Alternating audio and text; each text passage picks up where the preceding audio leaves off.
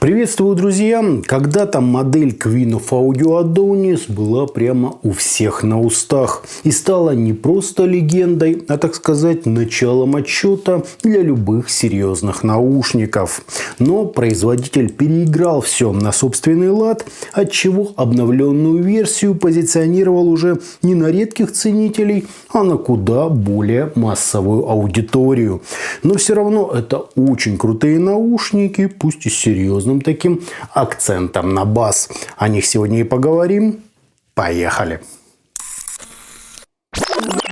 Коробку им сделали на отлично. Прекрасный подбор шрифтов, абстрактный рисунок в тему оформления самих чашечек, подробный перечень технических характеристик и, конечно же, заводской график АЧХ, чтобы мы с вами, так сказать, прониклись. В комплекте шла документация, плотный фиолетовый бокс и два набора силиконовых амбушюр, в том числе и знаменитые КБ-07. Кабель здесь тоже фиолетового цвета, выглядит он неплохо, с большим съемным штекером сразу на 3,5 и 4,4 мм, но средней по гибкости и с сопротивлением на каждый из жил примерно по полома. Чашечки сделаны из тактильно приятной гипоаллергенной смолы с вкраплением туда кусочков от лесных шишек.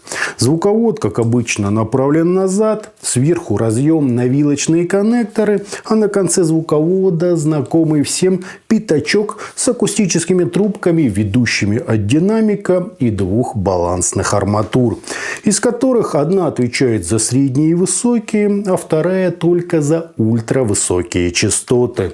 Смотрится это стильно, сидят они удобно, то есть никаких вопросов к ним нет.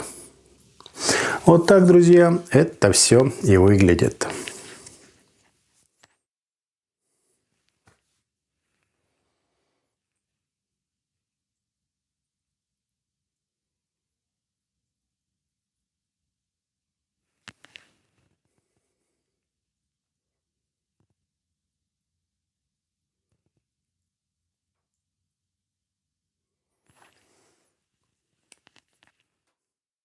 На измерениях у нас прямо-таки вальяжный по скорости затухания импульс, незначительные расхождения между каналами и искажения в пике, достигающие всего 0,6%, что прекрасно укладывается в норму.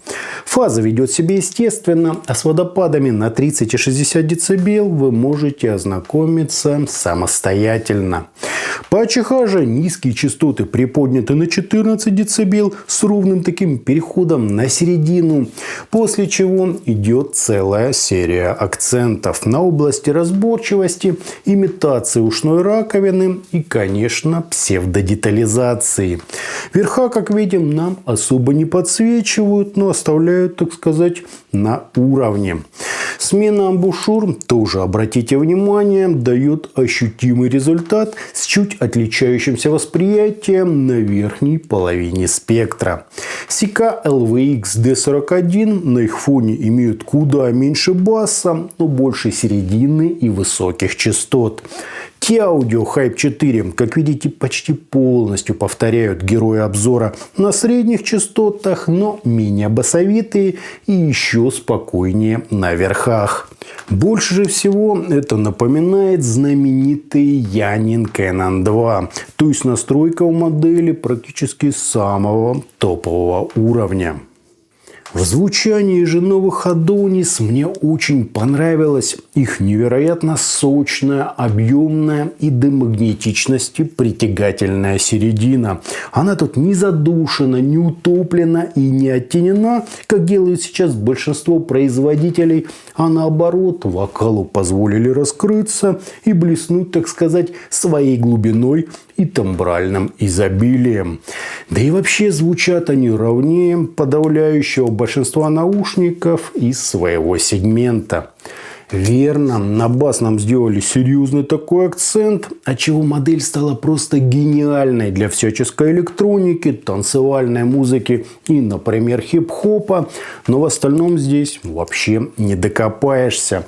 Я ставлю их на один уровень с уже многим хорошо знакомыми CK LVX D41 от Meyer Audio.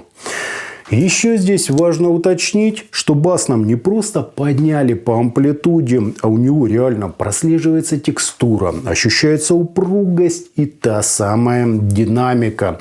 Плюс стыковку с серединой сделали абсолютно бесшовной. Низ в нее просто перетекает, что, как мы знаем, хорошо сказывается еще и на передаче ритмической составляющей и всяких рычащих звуков.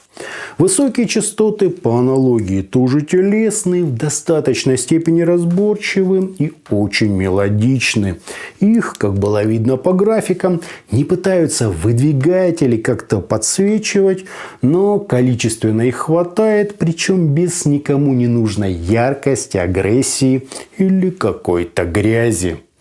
По характеру новый Adonis скорее музыкальный, с солидным таким акцентом на выразительности, мелодической части и, естественно, разрешении. В сравнении, например, с такой удачной моделью, как FL Explorer, у последних чуть лучше разделение инструментов, больше воздуха, но менее глубокий бас, да и по масштабу они немного уступают. BQS Cloud еще тоньше в плане тембров, но детальнее и более заточены на скорость. С остальными имеющимися у меня наушниками они не бьются от слова совсем. Те куда ярче, резче, агрессивнее, причем порой даже с перебором. Источником подойдет практически любой, лишь бы хватало мощности. А по стилистике они, помимо указанных мною современных стилей, неплохо справляются со всем вокальным, акустическим и даже оркестровой музыкой. Баса там, конечно, будет с избытком, но масштаб, разрешение и вовлеченность дадут просто невероятный опыт прослушивания. Что сказать, прекрасная работа, настолько круто связать динамик с двумя арматурными излучателями нужно еще уметь. Ну и середину здесь сделали прямо выше всяких похвал, как у большинства топовых решений. Итогом наушники Adonis New от компании Queen of Audio прекрасно смотрятся, шикарно сидят. Насадки в комплект положили отличные, сверхнизкие искажения и просто гениально сшитый динамик с двумя арматурными излучателями. Все четко, естественно и, как на слух, довольно гармонично. Баса, конечно, отсыпали с горкой, но он прямо-таки хорош, а середина так вообще шедевр. Голоса звучат тепло, насыщенно и, что еще важнее, разборчиво и всем своим диапазоном.